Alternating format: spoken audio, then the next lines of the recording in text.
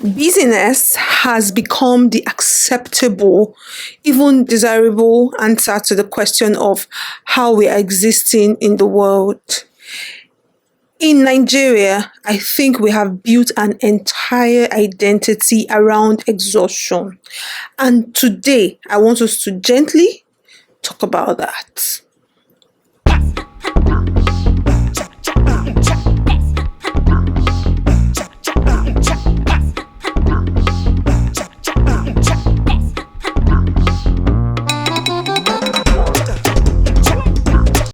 Hi everyone, welcome back. Today's video is one I have been thinking about for a long time. We're going to talk about rest. Rest. Someone really needs to talk about rest because we don't rest in this country. We have to also talk about hobbies, about the radical, intentional choice to stop making productivity the measure of our worth. I'm going to talk about Nigerian work culture. As much as it's born from real survival and real ambition, it is a toxic edge that we need to name and address honestly. This is not a video telling you not to work hard. I believe in hard work, smart work too. I believe in ambition. What I don't believe in is suffering as a virtue, doing it the hardest way when you can easily do it the short way and get results. I think it's important that we don't dismiss the context. Nigerian work culture didn't emerge in a vacuum. It emerged from a society where economic instability is real, where infrastructure doesn't always work, and where you have to fight harder for the same outcome than people in other regions or environments or country, as we always say. It emerged from parents and grandparents who survived the war, survived genuinely difficult conditions through sheer will and relentless work. There is honor in that story and real resilience in our history of grinding. We took a survival mechanism and turned it into an identity. We took what was necessary for one generation in one context and made it a moral framework for all of us in every context.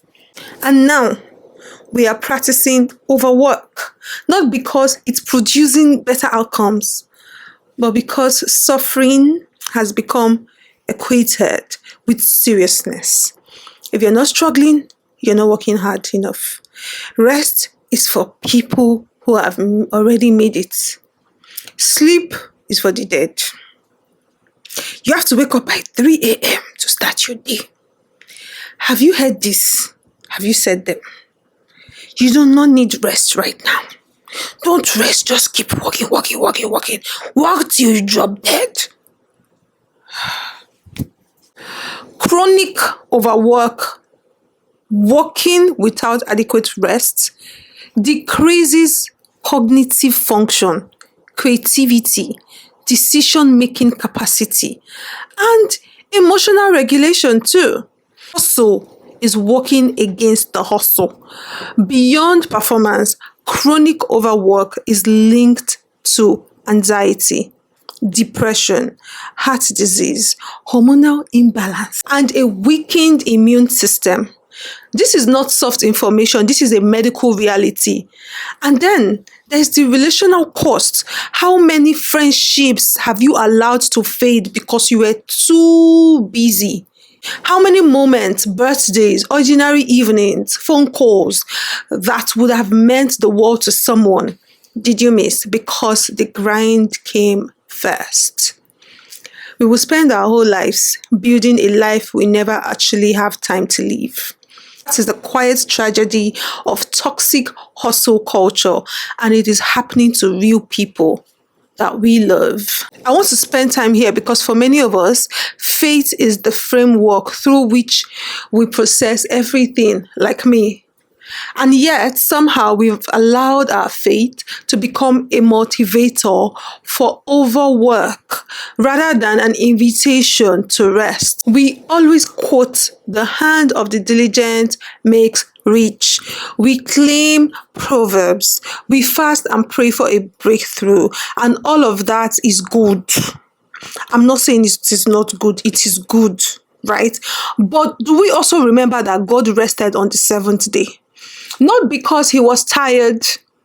He's God, he doesn't get tired. But because he modeled deliberately that rest is part of the rhythm of creation. Rest is not the absence of purpose. Rest is built into the design, our design, we as God's design. Rest is built into us. Jesus, in his ministry, withdrew regularly. He went to quiet places. He slept in the boat during the storm, which honestly is a level of peace I aspire to have, just sleeping in my trouble. He was not always available to everyone. He modeled boundaries. He modeled replenishment. Rest is not a sign of weak faith. Rest is an act of trust. It's when you rest as someone in the faith, you just believe that God will do it. God will perfect everything that you have done. You also believe that the value you have put out will come out into fruition. It will work. You will get fruit from it. You believe that everything you have done, the work you have put, the structure you have put out will actually produce results when you rest. In the productivity obsession, hobbies have been completely cancelled. Everything is now a side hustle. Every creative pursuit needs to become an income stream. We can't read a book without thinking about whether we should start a book review page. We can't cook a meal without wondering if we should launch a food blog. Please stop. Stop already. Embrace your hobbies and enjoy your hobbies. Some things are allowed to be just for you. Hobbies too. Hobbies are things you do for the joy of doing them, with no monetization, no audience, no output required. They reconnect you to intrinsic motivation and remind you that you are a human being, not a productivity machine like a robot. What did you love as a child before anyone told you what it was worth? Dancing, drawing, reading, writing, playing an instrument, gardening. What was the thing you lost yourself in before the world put a price tag on it? I want to encourage you to find your way back to something like that. Not to monetize it or to build a brand around it, just to do it, just to be a person that has a life outside of their work, outside of their ambition, outside of their public facing identity. A person with hobbies and unproductive afternoon and laughter for no reason is more creative, more resilient, more human. I know most of you will be rolling your eyes and saying, in this Tinubu economy, well, you know what I mean? See, intentional rest is not passive. It's not collapsing on your bed after staying in traffic for 3, 4, 5, 6, 7 hours. That type isn't rest, but recovery from damage. That is what that is. Real rest is chosen. It is scheduled and protected. It's like deciding that Sunday afternoons are yours. Non-negotiable. Nothing productive happens there. It's like reading a novel during the week, not a business book or a self-improvement book, a novel. And not justifying it to anyone, just do it. It's like turning off notifications, put your phone on DND after 7 p.m. and meaning it, standing by it, no matter who the person is. It's like saying, I'm not available this weekend, without the need to explain why.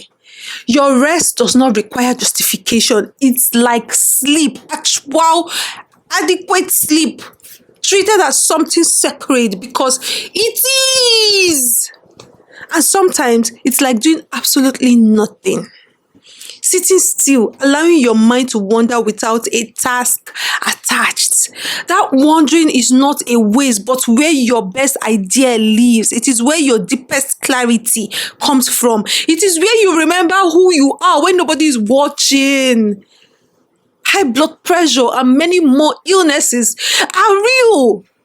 When you finish chasing and getting all this money, you forget to live, and your next of kin will be waiting for you to pass on so that they can enjoy it. I say this to close. Rest is an act of resistance. In a culture that measures your worth by your outputs, choosing to rest, choosing to have a full life that includes stillness, joy, and unmonetized hours is wild. It is a declaration that you are more than what you produce, that your humanity is your contingent on your hustle. You are allowed to build a life that is sustainable. You are allowed to arrive at your goal with your spirit intact, your relationships nourished, your health preserved. It's not laziness, it is wisdom. Wisdom. Drop a comment. I want to know what is one thing you've been meaning to do just for you that you have kept putting off because you have been too busy. Let's hold each other accountable to actually doing it. Share this, subscribe, and I'll see you in the next video. Take care of yourself genuinely. Sleep, rest.